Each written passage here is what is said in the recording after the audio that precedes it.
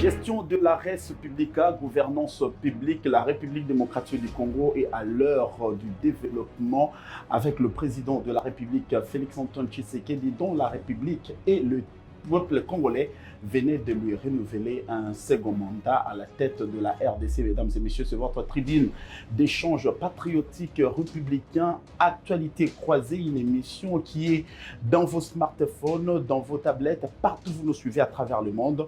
Découvrez notre invité avec qui nous allons palper quelques questions d'actualité qui défraient la chronique politique, économique, sociale et culturelle en République démocratique du Congo. Nous sommes dans ces nouveaux formats pour vous apporter l'information et l'actualité dans vos salons, dans vos bureaux, partout où vous vous trouvez.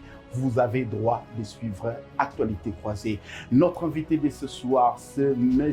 Christopher Ngoy, coordonnateur national de la société civile congolaise de la RDC. Il est à la fois, il était aussi candidat député national dans la circonscription électorale de Lukunga. Tout ce qui a émaillé l'échéance électorale dernier de 2023 et les enjeux politiques en RDC, nous allons l'aborder à bâton rompu dans cette tribune de votre émission Actualité croisée. Donc tout de suite.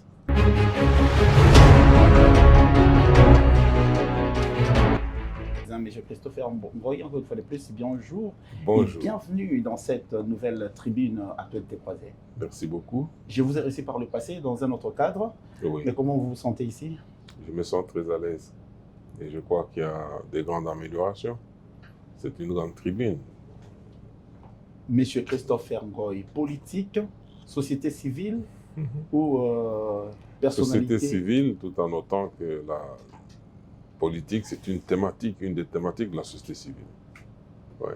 Que vous avez tenté d'exploiter. Que je maîtrise, oui. Que vous maîtrisez ou vous Oui, tentez de bien maîtriser? sûr, que je maîtrise. Vous maîtrisez très bien. Ouais. Alors, M. Christopher Ngoy, je crois que je vous ai reçu par le passé dans cette tribune. Il y avait une autre dénomination, mais aussi nous parlons d'actualité croisée. Nous allons croiser toutes les questions d'actualité. Partons d'abord sur votre parcours en tant que candidat député national. Nous ne sommes pas pendant la période de la campagne électorale, mais vous avez concouru tout en prenant les risques ou en mesurant la grandeur de ce que vous devriez faire comme député national. Bon, d'abord, il y avait trois grandes options. La première, c'était de faire accréditer l'élection, c'est-à-dire que l'élection s'éteigne, parce qu'il y a Ça dépendait de Christopher. des oiseaux de mauvaise allure qui continuaient à prêcher que les élections n'auraient pas lieu. Okay. Et si elles auraient lieu, ça serait terne, donc il n'y aurait pas d'engouement, une très faible participation. Donc il fallait que chaque Congolais qui aime ce pays puisse d'abord postuler. Ça, c'est le 1 de 2. Je devrais accompagner le président de la République. Je ne voulais pas le faire tout en restant dans un bureau ou à distance en train de vociférer. Comme président des conseils d'administration de la Congolaise. Voilà. Bon, j'ai voulu être dans le bain de l'action. Et je crois que c'était très bien fait. En troisième lieu, oui, mais pourquoi je ne pouvais pas aller à l'hémicycle? Donc, c'était ces trois options. Et quelle expérience tirez-vous après avoir sorti heureux ou malheureux de ces élections? Bon, l'expérience est que les élections, c'est une opportunité de rassemblement. Et qu'il y a rassemblement lorsque il y a... elle cimente la société. Mais au sortir de ces élections, du moins pour ce qui concerne le scrutin national, députation nationale et provinciale, il y a eu beaucoup de grincements dedans. Et il y a des gens que je croise qui jusqu'à présent ne sont pas convaincus qu'ils ont été battus. Et vous savez, l'élection, c'est un exercice qui s'est fait au vu et au su de la population, souverain primaire, en même temps électeur. Bon, elle peut vous dire tout simplement qu'elle a voté des gens, mais par la magie de certains calculs, au seuil, ceci et tout ça. Donc, on est sorti du classicisme aussi vrai. Parce que si on considère que les élections, une voix, une personne, par principe, et puis que celui qui gagne soit réellement élu, que celui qui est élu représente un nombre important, bien déterminé de populations. Et là, lorsque on va dans d'autres considérations, trop de contraintes, seuils, ceci, qui font que vous trouvez quelqu'un qui a engagé beaucoup de voix, il n'est pas élu. Il n'est pas élu. Et vous trouvez celui qui a eu quelqu'un qui aurait eu moins de voix, et il est élu. Donc, ça n'a pas de rapport. Et au niveau de la population qui a élu, parce que quand vous arrivez dans une entité, si quelqu'un a engagé beaucoup de voix, il a engagé des voix, il est considéré par cette population comme honorable. Mais faire gober à cette population qu'écoutez, il y a eu tel calcul, telle acrobatie, et en fait que celui-là que vous avez choisi là, bon, ne pouvait pas être proclamé. Bon, il y a quelqu'un d'autre parce qu'il y a eu des calculs, et tout ça. Ça ne passe pas tellement. Et ça risque de tuer la démocratie. Ça risque de tuer la démocratie, une démocratie que vous avez Pour consolidée. laquelle nous nous sommes battus pendant très longtemps. Vous avez consolidé, vous êtes en train de consolider, suivant les mots d'ordre de votre leader, Félix Tshisekedi Tshilombo, l'actuel président de la République, qui vous appelle à consolider les acquis démocratiques. Mais aujourd'hui, si on va même au sein de sa famille politique, les gens criaient au vol, criaient à la tricherie, mais ça prête confusion. Mais pourquoi, en toute sportivité, accepter le verdict du urne? Bon, écoutez, chacun a son tempérament. Moi, je crois que c'est un exercice. En y allant, je savais qu'il peut y avoir des contingences qui feraient que je ne sois pas élu ou que je ne sois pas proclamé. Bon, mais mon objectif, c'était d'abord de faire passer un candidat, le président de la République. Et ça, c'était le premier objectif. Le reste était subsidiaire. Bon, moi, je crois qu'une fois qu'il est passé, j'ai trouvé que c'était déjà suffisant pour moi. Ça, c'est un argument de ceux qui échouent facilement. Hein. Vous vous êtes engagé dans une élection pour ne pas gagner, pour faire gagner l'autre. Et le chef d'État serait aussi heureux de vous voir gagner. Oui, ça, c'est une évidence. Mais il serait aussi content de voir Christopher Ngoï être élu député national. Oui, je crois bien. Et alors, si c'est là pas le cas... Même moi-même, je serais content. Mais je ne pense pas avoir démérité. Et surtout mes électeurs, je ne pense pas qu'ils n'ont pas élu, ils m'ont élu. Qui a démérité sur terrain par rapport à vos challengers? Je ne voudrais pas distribuer des cartons. Hein. Mais je voudrais ici me rabattre sur la CENI. Parce que si elle aurait été correcte à tout point de vue, je crois qu'il y aurait moins de grincements dedans. Mais il y a eu d'autres considérations qui ont prévalu, qui font que d'aucuns ont été proclamés, d'autres ne l'ont pas été. Et j'ai eu peut-être tort de faire trop confiance à la CENI. Donc aujourd'hui, vous jetez de l'opprobre sur la CENI? Je ne jette pas l'opprobre sur la CENI, je dis que le scrutin présidentiel, c'était très régulier. Mais c'était le même vote. C'était le même vote, c'était le seul bulletin, et le même jour, c'était le 20, comme vous avez clamé haut et fort. Hein, c'était le même bulletin, le même 20, le même jour. Mais plusieurs choix exprimés. Ouais. Et je crois que donc des choix distinctement exprimés, et même la compilation était distincte. Alors aujourd'hui, quand vous voyez la CENI, quand vous voyez la CENI, si vous permettez, M. Christopher Ngoï publie une liste de 90 candidats qui ont frauduleusement, comment dirais-je, participé à ces processus. Il y a une liste qui a été publiée et qui était à la toile, qui a fait couler beaucoup d'encre et de salive, dans laquelle liste on retrouve même le membre du gouvernement. Mais aujourd'hui, si il faut voir que la présidentielle était bonne, et que le législatif, malgré tous les efforts que la CENI a semblé fournir et qu'on ne peut pas accorder du crédit à cette élection, vous ne pensez pas que... Je ne dis pas qu'on n'y accorde pas du crédit. Je pense, pour ce qui me concerne, que le travail a été fait, mais il y a eu des imperfections. Des imperfections qui ne pourraient remettre en cause. Hein? Non, pas tout le travail, qui ne peut pas remettre en cause tout le travail. Il y a eu des imperfections. Et la CENI, avec un peu de dépassement de soi, elle aurait pu éviter cela. Okay. Parce que j'ai vu des membres de la plénière de la CENI, chacun soutenant son candidat, qui est un fils, qui est un cousin, un frère et tout ça.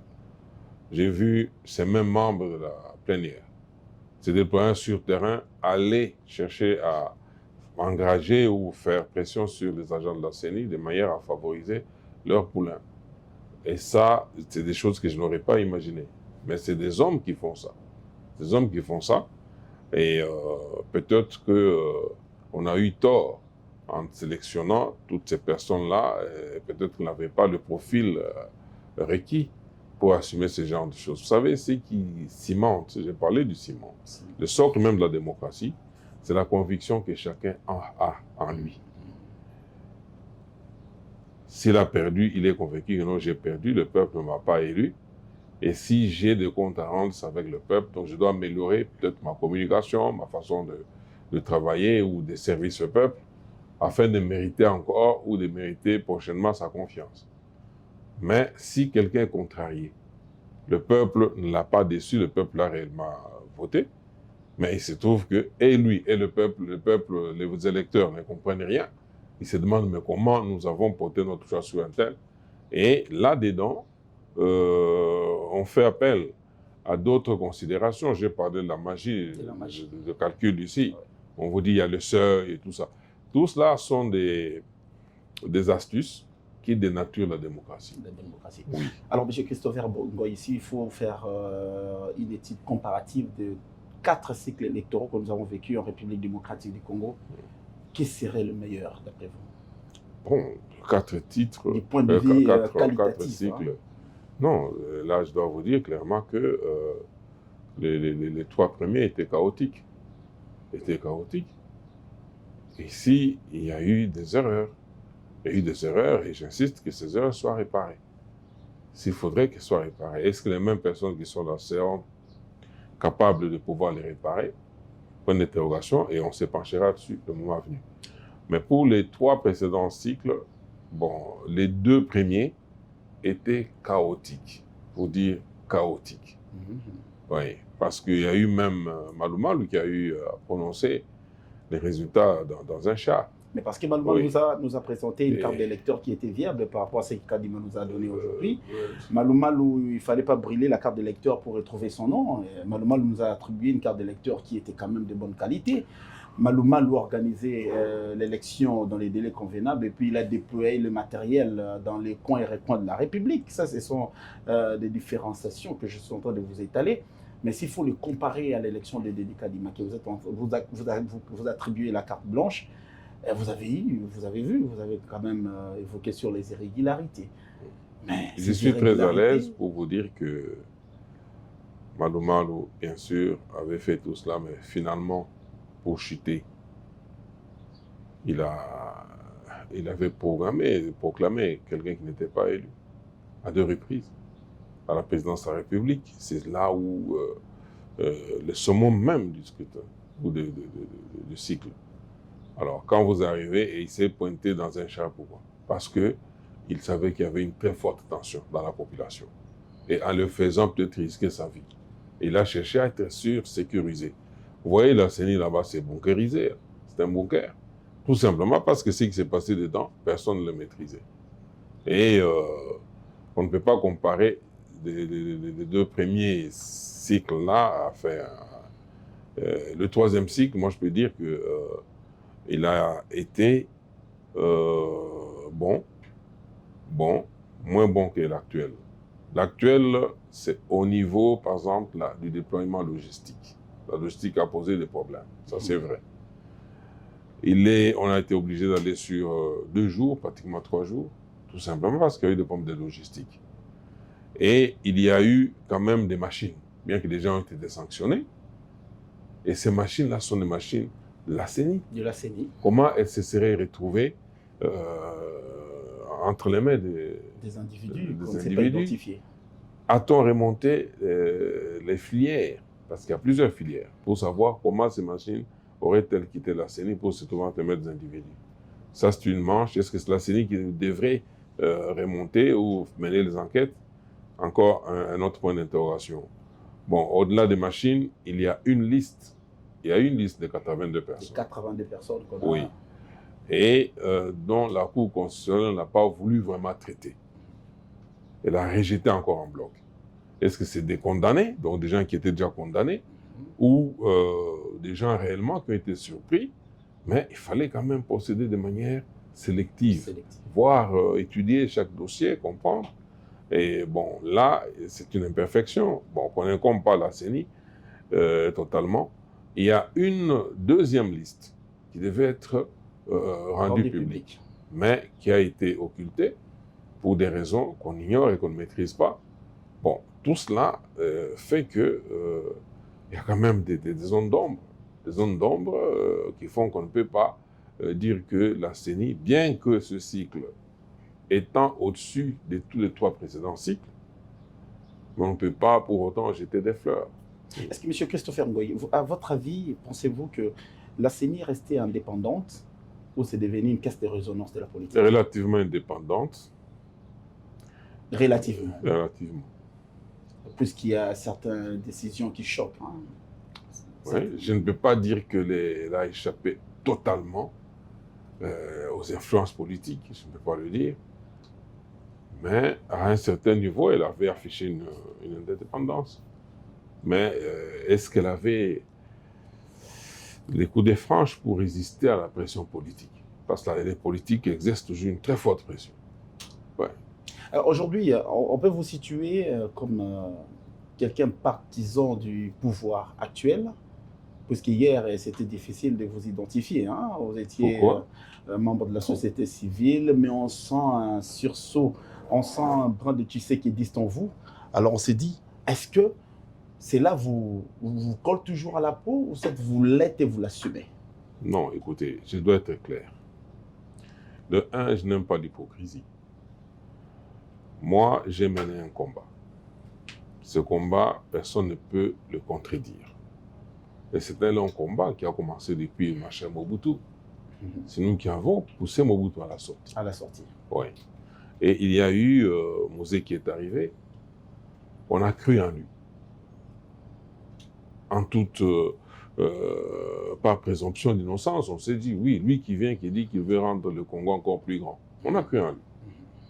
On a essayé de travailler avec lui, mais on a senti que ça n'allait pas. Lui-même ne maîtrisait pas les choses. Et lorsqu'on a essayé de le dire, il nous a arrêtés. Et in fine, il a été exécuté lui-même. Et ceux qui l'ont remplacé ont changé carrément de direction. Pendant 18 ans, on nous a menés en bateau. Et aujourd'hui, nous déplorons des guerres à l'Est et tout ce que vous voulez. Mais nous avons combattu ce système-là. Et si ce n'était pas ce combat, ce système ne serait pas parti. Parce que nous avons payé un lourd tribut. Alors, pendant ce cheminement, nous avions des leaders. Etienne Tshisekedi, Frédéric Ibassa-Maliba et tout ça. Nous suivions ces leaders-là. Ce sont ces leaders qui nous ont formés. Et c'est nous qui étions le fer de lance de ce combat. Et ce combat a évolué. Et le cheminement a continué jusqu'à l'élection du président Félix-Antoine Tshisekedi Tshilombo. C'est le même cheminement.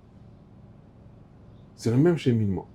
Et vous me demandez, moi, ayant connu tous ces parcours-là, pour dire que lorsqu'on arrive au couronnement, on a un des nôtres qui passe président de la République, chose que nous avons méditée, pour laquelle nous sommes battus pendant longtemps, chose pour laquelle nous avons payé des sacrifices.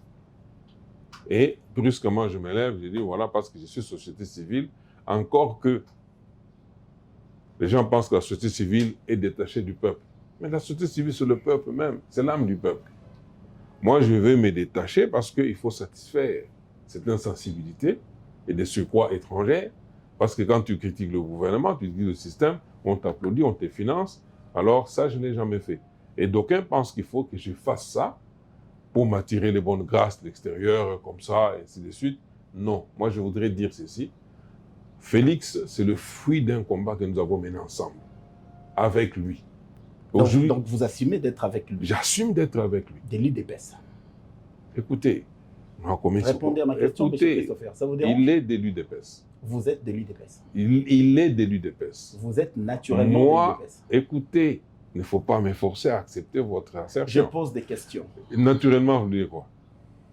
Je pose la question si M. Christopher Ngoyi est de l'UDPS, oui ou non. Je suis la société civile et je suis allié à l'UDPS. Très bien. Ouais. Alors, nous allons parler de notre actualité qui concerne aussi les pays. Hein. Vous avez, après les élections, il fallait dégager une majorité. Le président de la République a confié la mission à Augustin Kabouya, qui est l'un de vôtres, hein, parce que vous Oui. êtes l'un de vôtres comme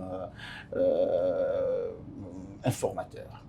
Oui. Déjà, Je connais bien Augustin à Kabouya. première Oui. vue, comment vous avez apprécié son travail après avoir rendu son rapport au chef de l'État? Écoutez, le travail d'un informateur, je pense que tout le monde le connaît. Et un travail qui était visible, hein, on lui a... Oui. Lui, depuis une bonne période, il a été à la pointe de l'action de l'UDPS. OK? En tant que secrétaire général. Il a été dans... C'était une gratification, soit une reconnaissance? Non, Kabouya était un combattant. C'était un combattant. Il n'y avait pas mieux que lui pour nommer informateur Et il y a beaucoup de facteurs qui interviennent. qui interviennent, entre autres. Entre autres... La fidélité, vous voulez dire ça? Oui, c'est aussi un facteur Mais important. Christophe Ferrer est resté fidèle aussi, hein, au sein, qu'il soit à l'UDPS. Excusez-moi Écoutez, de vous taquiner un moi, peu. Mais je vous dis de réalité oui. que je maîtrise aussi. Hein. Oui, nous parlons d'Augustin Kabouya. Très bien. Oui, il y a beaucoup de facteurs qui interviennent et la loyauté aussi. Hein. Parce que vous savez, Donc, les il a gens été pensent... plus loyal que les autres. Hein. Oui, je crois qu'il est plus loyal. Je connais bien les méandres au sein de l'UDPS. Je connais qui peut être accrédité d'une loyauté à toute épreuve. Oui, lui, il l'est quand même, ça je peux vous garantir. Oui. Bon, je voulais dire que le travail d'un informateur, c'est d'arriver à circonscrire la majorité qui se dégage afin d'accompagner le président de la République. Et il était le mieux placé pour le faire parce que il l'a cogité, il a été à toutes les réunions, hein, à toutes les conciliabules, ayant amené à la création, par exemple, de l'Union sacrée. En dehors de l'Union sacrée, il y a eu plein de mosaïques. Lui était impliqué là-dedans.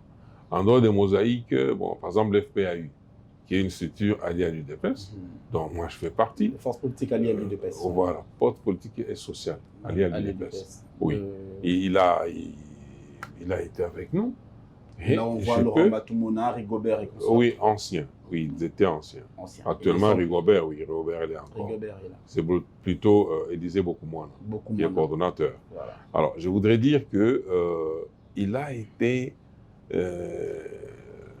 un homme, pour ne pas dire une plaque tournante. Hein? Il a été la plaque tournante. Et de ce quoi, ou de ce fait, il est mieux placé. Le président a opéré un bon choix. Il est mieux placé pour connaître qui est de la majorité et pouvoir circonscrire cette majorité. Et je crois qu'il a fait, il est en train de le faire. J'ai appris que... Mais ce qui frise un peu la conscience de l'opinion et que ce sont les mêmes figures qui reviennent. Hein. Vous comprenez, M. Christopher? Ce sont les mêmes figures qui reviennent dans la c'est la première fois qu'il est informateur. Non, je parle de personnes consultées par l'informateur pour former cette majorité qu'on est en train d'attendre pour la formation du gouvernement. Oui, mais quand on voit Vital Kamerhe, je n'ai rien contre Vital Kamerhe. On voit Bahati Lukwebo, je n'ai rien contre Bahati Lukwebo. Quand on voit Christophe Mbosso, je n'ai rien contre Christophe Mbosso. Mais ce sont des mêmes figures qui reviennent. Donc, c'était quelle élection? Il fallait une élection taille sur mesure où on aurait les mêmes personnes et la même configuration gouvernementale. On s'est dit, mais l'UDPS a mené quel combat? Pour travailler avec les personnes qui ont travaillé ou soit pour travailler avec de nouvelles figures qui pourront mener la chose à bien? Moi, je crois que le dépôt de candidature, c'est un exercice qui était libre. Il y a des structures politiques qui ont refusé de participer au scrutin, qui ont même déconseillé le souverain primaire de pouvoir s'engager sur cette voie-là. On n'allait pas les nommer de ce quoi. Alors, ils n'ont pas postulé. Pour ceux qui ont postulé, ils ont battu campagne. Et ce n'était pas une campagne simple. Cette campagne est exigée, demande beaucoup de moyens. Il fallait se déployer. Et puis, chaque formation politique devrait réaliser un seuil bien déterminé au niveau des dépôts de candidature, au niveau des candidatures déposées. Et il fallait réaliser, je crois, 60%. 60%. Oui, de postes mis en jeu. Et au-delà de ça, il fallait réaliser 1% de suffrages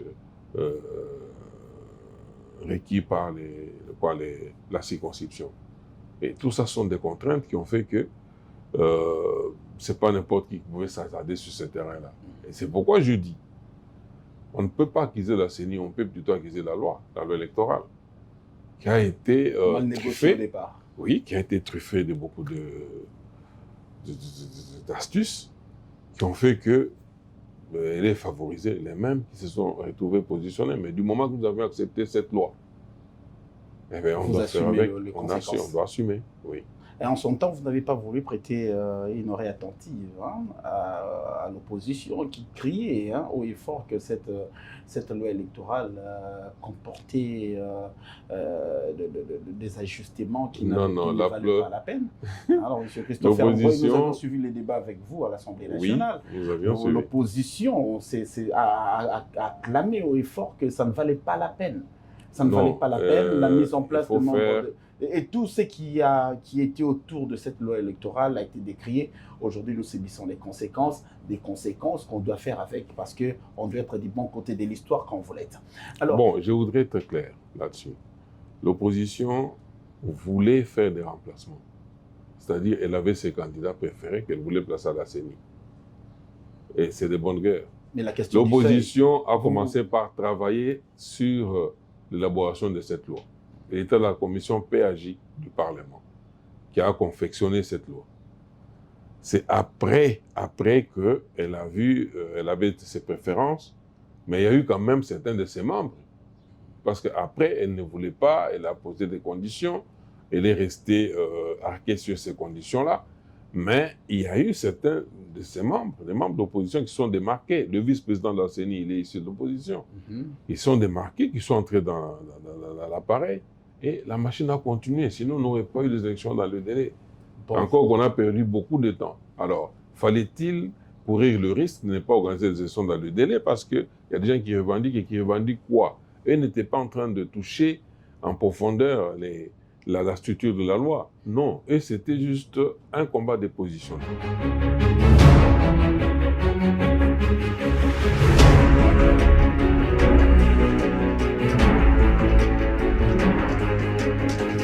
De la campagne électorale, il y a une disposition pareille qui demande aux membres du gouvernement d'expédier les affaires courantes de manière rationnelle. Oui. Mais ils ne l'ont pas fait. Pourquoi? Il fallait qu'ils soient élus et non élus pour attendre que le Premier ministre démissionne et que le président leur donne encore cette balle. Non. Si c'est la question qui taraude l'esprit des Congolais. Au contraire, moi je trouvais anormal que les membres d'un gouvernement se mettent à démissionner pêle-mêle. Fallait-il constater qu'il y a beaucoup de membres du gouvernement qui ont démissionné pour qu'on cherche encore à actualiser le gouvernement? Peut-être qu'on lui accordait un autre mandat, ça serait superflu. Alors, il a fallu que le Premier ministre, qui est chef du gouvernement, démissionne et il entraîne automatiquement que ce gouvernement-là tombe. Pourquoi? Parce que il y a déjà dedans des incohérences. Il y a des gens qui sont élus, qui doivent aller au Parlement, d'autres qui ne sont pas élus ou qui n'ont pas participé aux élections, et qui devaient rester au gouvernement. Pour éviter cette confusion, le président, donc le Premier ministre, a posé le geste très important de démissionner et avec lui, le reste de son gouvernement. En le faisant, est-ce que c'est à la minute même qu'il devait plier bagage? Je pense que non. Il y a la continuité de l'action de l'État. Du moment qu'il n'y a pas encore un autre gouvernement, et ça se passe même au niveau de la présidence, vous trouverez dans le code de notre Constitution, il y a un dispositif qui dit que le président de la République élu reste en fonction jusqu'à l'installation, à la mise en place du nouveau président. C'est pour qu'il y ait continuité. Il n'y ait pas cassure quelque part. Et cela est valable aussi pour ce qui concerne le gouvernement. Le gouvernement, une fois que le ministre démissionne, il ne va pas plier bagage immédiatement et puis il laisse le ministère vide et puis l'État en train de tanguer. Encore que nous sommes le secrétaire général, oui, on y recourt, mais il ne faut pas recourir à des mauvaises habitudes. Ce n'est pas un poste politique, c'est un poste administratif. Si. Oui, et maintenant nous sommes dans une période où on expédie quelle affaire courante, le contexte, oui, on expédie des affaires courantes, c'est administratif et politique aussi. Il y a des aspects politiques aussi là-dedans. Et nous sommes dans un contexte de guerre. Le pays est agressé. Nous sommes en pleine guerre. Il y a des gens qui étaient en train de travailler tout en ayant un regard porté sur la guerre, sur la situation de l'Est, et couper brusquement comme ça, aller chercher des gens qui n'avaient pas une implication avec la situation de l'Est, dire voilà, bon, ça peut être très pernicieux pour le pays. Alors le président a plus confiance aux gens qui ont travaillé avec lui pendant ces temps et plutôt qu'aux gens qui viendront. Mais ça allait être, si on a vraiment des personnes capables de gérer l'État, ça pouvait être aussi nommer des intérimaires. Est-ce que ça allait déranger? On a vu ça avec Diallo. Je peux Diallo. dire que ça serait superfétatoire ou superflu, excusez-moi le terme. Pendant qu'on a un gouvernement qui simplement devait assumer des affaires courantes, au moment où les choses seraient, où elles sont en train de se mettre en place, parce que l'Assemblée de la Cour constitutionnelle est en train de travailler pour, in fine, produire la liste des élus. Et puis, entre-temps, le président demande un informateur qui est en train de faire son travail. Et entre-temps, donc, pendant ce moment des ajustements, c'est un cheminement. Et il ne fallait pas introduire des donnes qui compliqueraient encore la fluidité du processus. Hein? Et là, le président allait nommer des intérimaires par ordonnance, et puis ces intérimaires, il fallait les installer. Une fois après, il faut les désinstaller. Et vous ne trouvez pas que ça serait très lourd, non, même ça pour ne le serait budget? pas très lourd.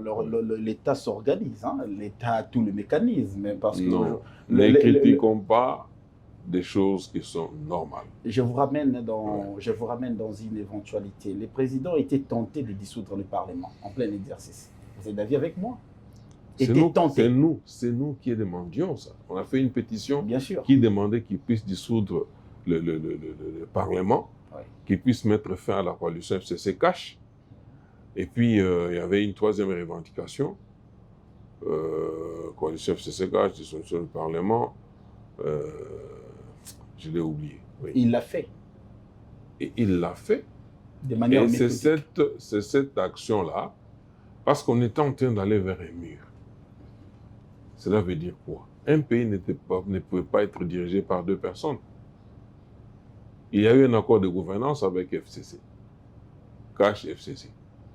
Mais FCC a commencé à extrapoler, à faire croire à l'opinion que c'est une faiblesse, cet accord-là le remettait en selle. C'est eux qui avaient les manettes en main. On a même entendu, on ne peut pas nous intimider. On a entendu même Yémei quelque part, et des choses comme ça. Nous avons trouvé que c'était une confusion excessive. On n'avait pas besoin de ça. Et ça dénaturait même la démocratie, le processus. Il fallait mettre un terme à ça. Il fallait mettre un terme à ça. Et on nous a dit, voilà, le président n'a pas une majorité au Parlement. Mais écoutez, on ne comprenait pas comment un même corps électoral pouvait porter son choix sur un candidat qui était ici, président de la République, et dans le même temps, dans la même circonstance des temps et des lieux, porter un choix sur une option contraire. C'est-à-dire les gens qui étaient au pouvoir, pendant qu'ils nomment un président de la République de l'opposition, en même temps, dans un même bulletin, ils nomment les députés du pouvoir.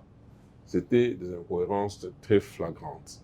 Alors, nous avions estimé que, réellement, si les élections consacrent la représentation du peuple dans les institutions, le peuple souverain, dont la souveraineté reste permanente. Elle est itinérante. Et nous avions dit, Président, autant dissoudre ce Parlement-là, vous nous renvoyez ces députés. Nous allons, à travers un autre exercice d'élection, vous envoyer les députés qui répondent vraiment de nous. Parce que là, ils ne répondent pas de nous. Et c'est ainsi qu'ils ont paniqué. Ils ont paniqué et ils ont dû négocier pour qu'on ne les mette pas à la porte parce qu'ils savaient bien ce qui les attendait. C'est alors, oui, c'est alors qu'il y a eu transhumance. On les a exorcisés. Il y a eu transhumance, ils ont Voilà. basculé, ils sont allés de l'autre côté, ils ont Ok. soutenu le président de la République jusqu'à la fin des choses. Des Et ça a emplois. été même bon pour certains parce qu'ils se sont retrouvés maintenant. Ils se sont retrouvés. Maintenant, vous suivez en direct le coordonnateur de la société civile nationale de la République démocratique du Congo. Vous êtes de partout. Hein? Vous êtes à Washington, à Paris, vous êtes à Bruxelles.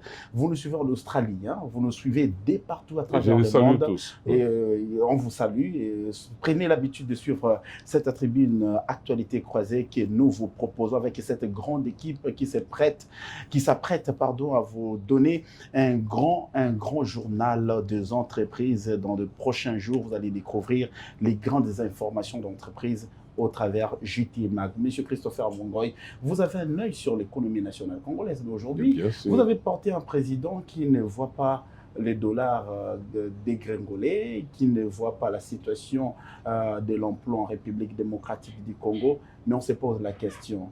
Le même mot produit les mêmes effets. Nous avons crié pendant la campagne électorale dollar Equita et dollar Equita. On s'est adressé à qui? Un Congolais? On s'est adressé à quelqu'un qui connaît? On s'est adressé à un Congolais qui a répondu et qui est en train de s'activer pour que les choses changent. On doit s'activer comment quand le dollar est à 29 aujourd'hui? 28, 29. Bon, écoutez, le gouvernement n'est pas encore mis en place. Nous sommes à une période presque transitoire, si vous voulez bien. Et je crois que le taux du dollar n'est pas tributaire directement de l'action du président de la République. Il y a beaucoup d'intervenants. La Banque centrale elle-même intervient. Mais il n'est dit mot. Il y a aussi la santé de notre économie. Il y a la santé de notre économie. Le président dit qu'il faut diversifier cette économie. Elle ne peut pas être assise seulement sur les mines, ne miser que sur les mines. Il y a d'autres filières qu'on peut développer et je crois que ça sera fait pendant les 5 prochaines années. Mais entre-temps, on peut considérer que nous sommes dans une période préparative où les marchés aussi en profitent pour s'emballer. Mais c'est des choses qui ne sont pas hors contrôle. C'est contrôlé et puis ça sera maîtrisé. Ça sera maîtrisé. On attend. Vous savez, le second mandat commence le jour où on prête serment. Le président de la République, on est en train de compter des jours. Dans ces pays, on va formellement, oui, le jour où on prête serment. On va comptabiliser ces 100 premiers jours. Oui. La population est dans l'entente. La population est en train d'observer. Et les Christopher Ngoy encore. D'après vous, les formats actuels du gouvernement, vous aimeriez avoir des politiques ou des technocrates, des personnes qu'il faut? Des technocrates. Pour quelle mission? Je prends un exemple, création d'emplois. Aujourd'hui, on ne sait quoi dire. Oui, on ne sait quoi dire parce que les politiques ne peuvent pas trouver la solution au problème de l'emploi. Ça relève d'une autre dimension. L'emploi voudrait dire quoi? Le travail, n'est-ce pas ça? Qui dit travail voudrait dire entreprise. Qui dit entreprise voudrait dire capital. Qui dit capital voudrait dire travail, entreprise, capital, qui voudrait dire production. Qui dit production voudrait dire écoulement de ce qui est produit. Il faudrait qu'il y ait une demande ou une attente quelque part.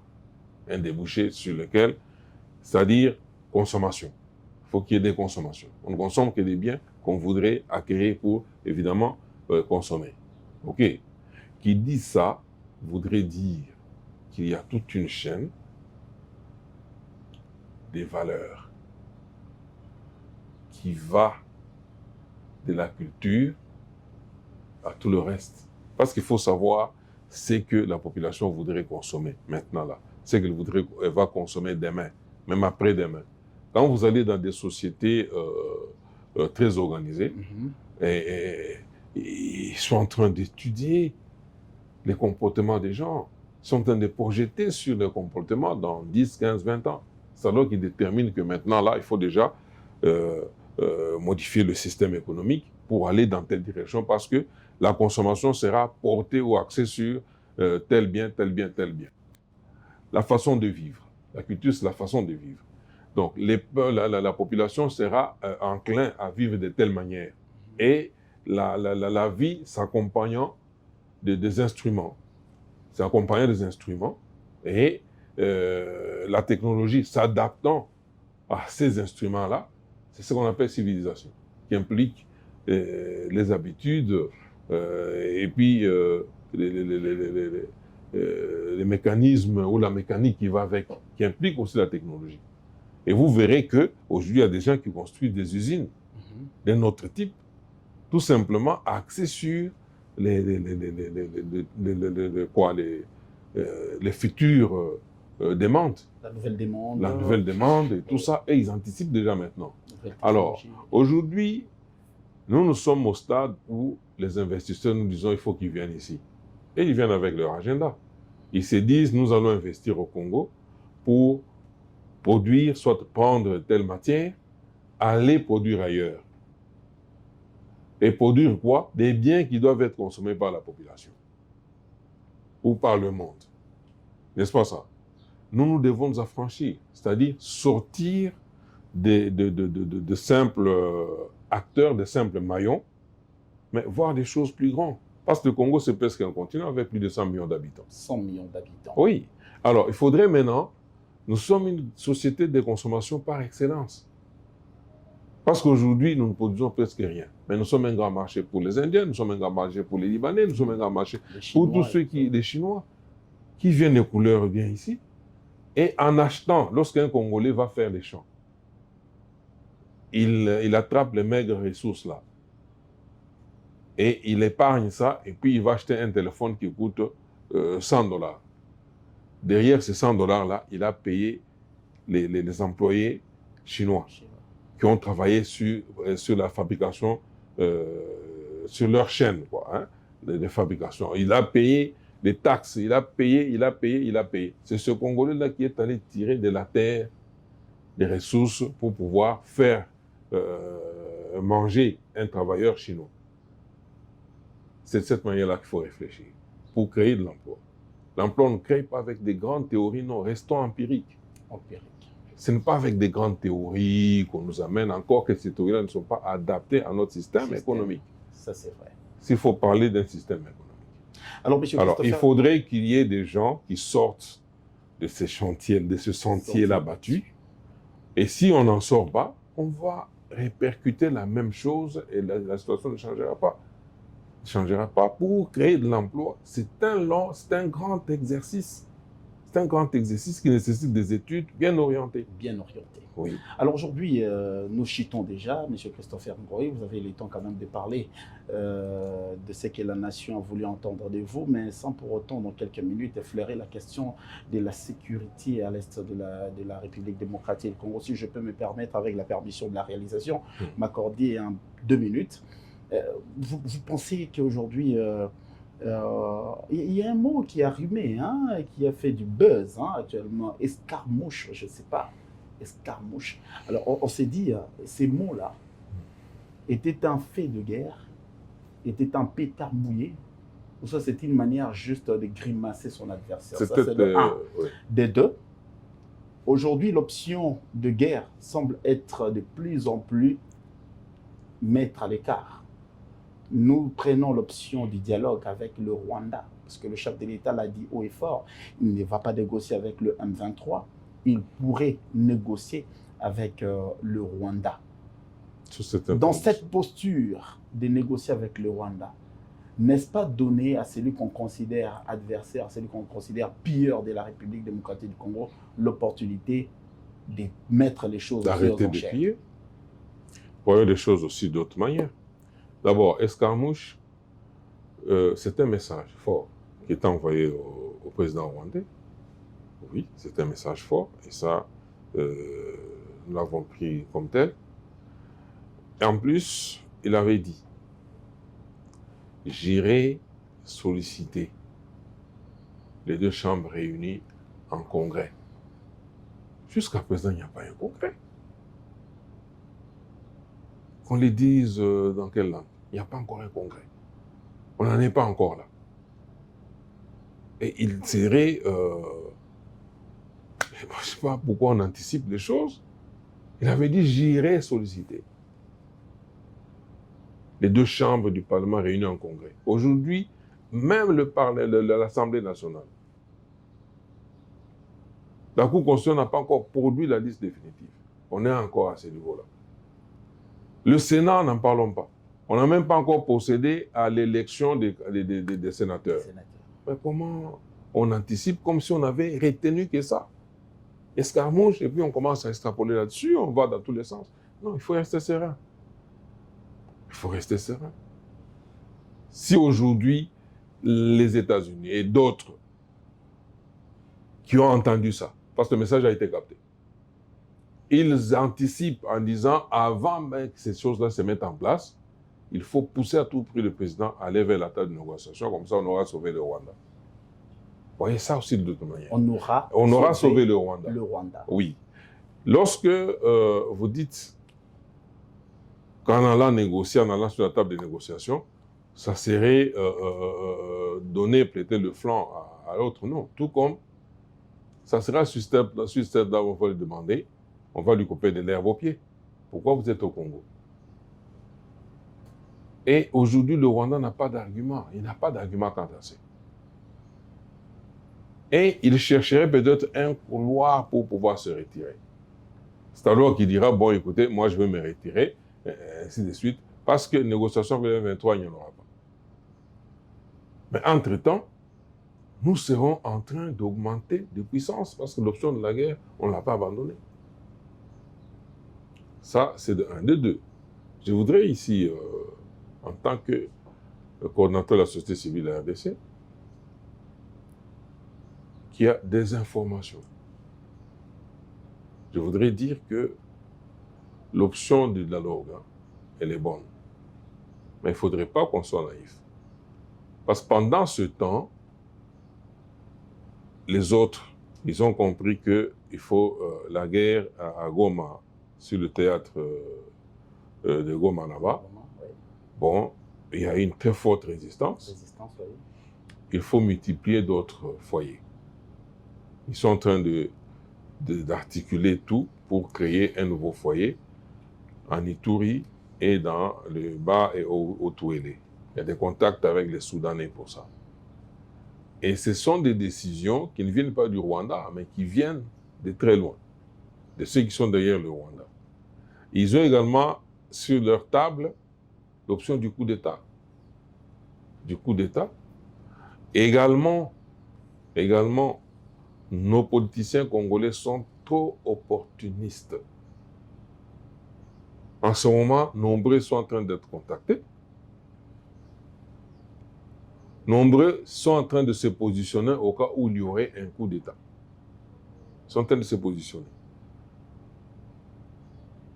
Et nous disons,